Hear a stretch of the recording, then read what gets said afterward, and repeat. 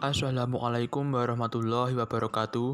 Kami dari kelompok 1 akan membahas tentang hal-hal yang berkaitan dengan Pancasila. Kami yang beranggotakan Muzayanatul Wafirah NPM 200820100050. Alif Ramadhani dengan NPM 200820100055. Saya Muhammad Izzuddin, NPM 20082010060. Nama saya Kirindra Wardana dengan NPM 200820101070.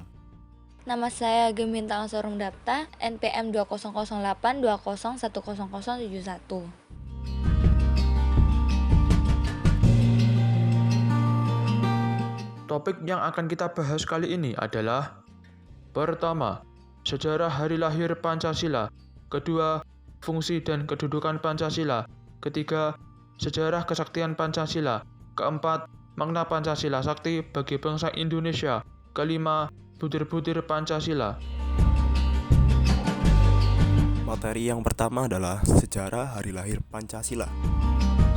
Pemerintah telah menetapkan bahwa pada 1 Juni diperingati sebagai hari lahir Pancasila.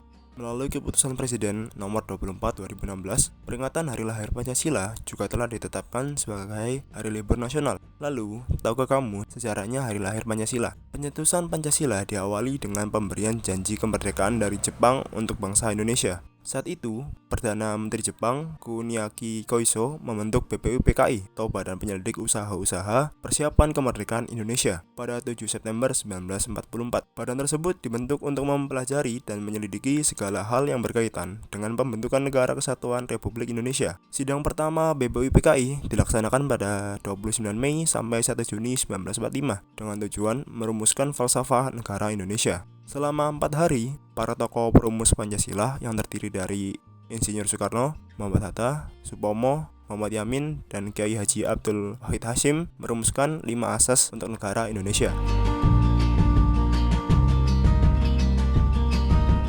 Pada 1 Juni 1945, Soekarno menyampaikan 5 asas Indonesia yang ia sebut Pancasila. 5 asas yang disampaikan Soekarno yakni kebangsaan Indonesia, internasionalisme atau perikemanusiaan, persatuan dan kesatuan, kesejahteraan sosial, dan keutuhan yang Maha Esa.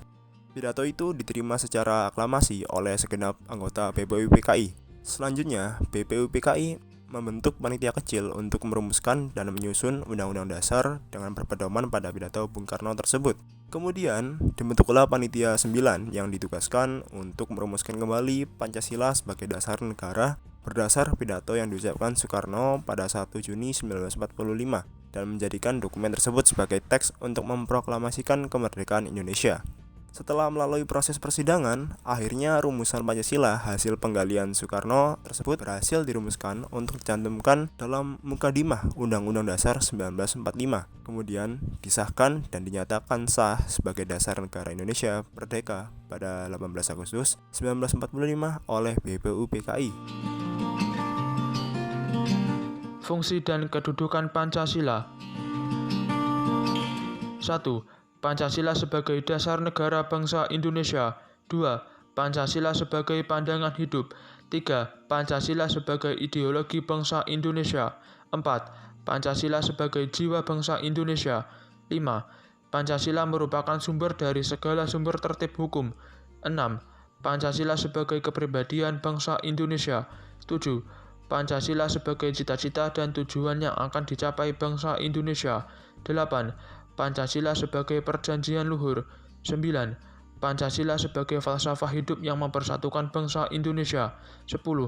Pancasila sebagai paradigma pembangunan.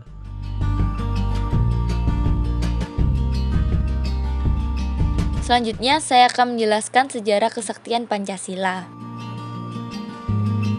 Pada tanggal 30 September 1965, terjadi penculikan dan pembunuhan terhadap jenderal-jenderal terbaik bangsa Indonesia. Mereka yang menjadi korban dari kekejaman itu antara lain Letnan Jenderal Ahmad Yani, Maijen R. Suprapto, Maijen Haryono, Maijen S. Parman, Brigjen D.I. Panjaitan, Brigjen Sutoyo, Letnan 1 Pire Andreas Tendean, dan Brigadir Polisi Karel Suiltubun. Sementara Jenderal Ahana Sution berhasil meloloskan diri dari kepungan G30 SPKI. Pada tanggal tersebut, pemberontakan berhasil menguasai dua sarana komunikasi, yaitu RRI Pusat dan Pusat Telekomunikasi masing-masing di Jalan Merdeka Barat dan di Jalan Merdeka Selatan. Melalui RRI pagi jam 07.20 dan jam 08.15, pemberontakan mengumumkan tentang terbentuknya Dewan Revolusi di pusat dan di daerah-daerah. Usaha untuk mencari para pimpinan TNI AD yang telah diculik oleh gerombolan G30 SPKI dilakukan oleh segenap kesatuan TNI ABRI, dan akhirnya dapat diketahui bahwa para pimpinan TNI AD tersebut telah dibunuh secara kejam dan jenazahnya dimasukkan ke dalam sumur tua di daerah Pondok Gede yang dikenal dengan nama Lubang Buaya. Dan kini pun, setelah 71 tahun perjalanan bangsa Indonesia, Pancasila telah banyak mengalami batu ujian. Tapi, Pancasila tetap eksis di bumi Nusantara ini. Namun, dewasa kini kita perhatikan, Pancasila hanyalah dijadikan pajangan di tiap ruang-ruang kerja, tanpa ada penghayatan dan pengamalan makna dari Pancasila tersebut.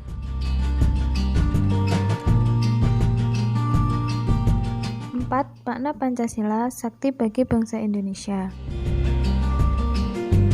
Tanggal 1 Oktober diperingati sebagai Hari Kesaktian Pancasila. Oleh karena itu, dipandang perlu untuk mendudukkan pengertian Pancasila sakti secara proporsional supaya tidak menimbulkan kesalahpahaman. Istilah sakti sering diberi padanan tangguh, perkasa, dan sebagainya, merupakan istilah-istilah yang bombastis lebih untuk konsumsi politis, untuk maksud dan tujuan politik tertentu. Oleh karena itu, istilah tersebut tidak digunakan dalam uraian ini, dan lebih dititik beratkan pada ketepatan Pancasila bagi bangsa Indonesia dalam hidup bermasyarakat, berbangsa, dan bernegara. Berikut beberapa makna sakti Pancasila bagi bangsa Indonesia. Yang pertama, Pancasila tepat bagi bangsa Indonesia. Kedua, Pancasila memiliki kekuatan yang sah. Ketiga, Pancasila sebagai perekat bangsa. Dan keempat, Pancasila memiliki kemampuan menghadapi masa depan.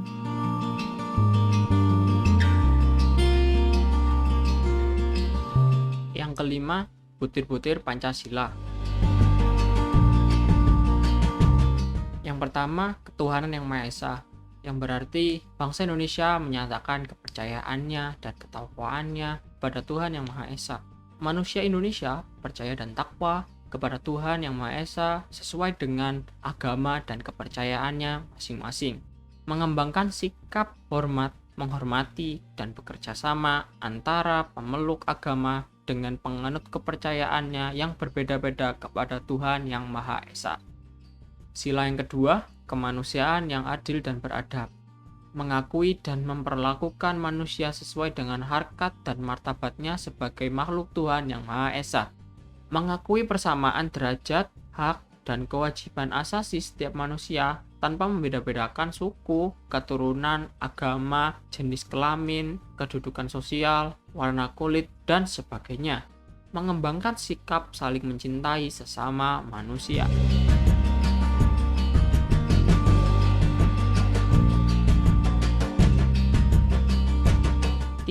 Persatuan Indonesia. Mampu menempatkan persatuan dan kesatuan bangsa dan negara sebagai kepentingan bersama di atas kepentingan pribadi dan golongan. Sanggup dan rela berkorban untuk kepentingan negara dan bangsa apabila diperlukan. Mengembangkan rasa cinta kepada tanah air dan bangsa. Sila yang keempat, kerakyatan yang dipimpin oleh hikmah, kebijaksanaan, dalam permusyawaratan perwakilan, yang berarti tidak boleh memaksakan kehendak kepada orang lain, mengutamakan kemusyawarah dalam mengambil keputusan untuk kepentingan bersama. Musyawarah untuk mencapai mufakat diliputi oleh semangat kekeluargaan. Sila yang kelima, keadilan sosial bagi seluruh rakyat Indonesia, yang berarti mengembangkan sikap adil kepada sesama, menjaga keseimbangan antara hak dan kewajiban, menghormati hak orang lain. Sekian yang dapat kami sampaikan.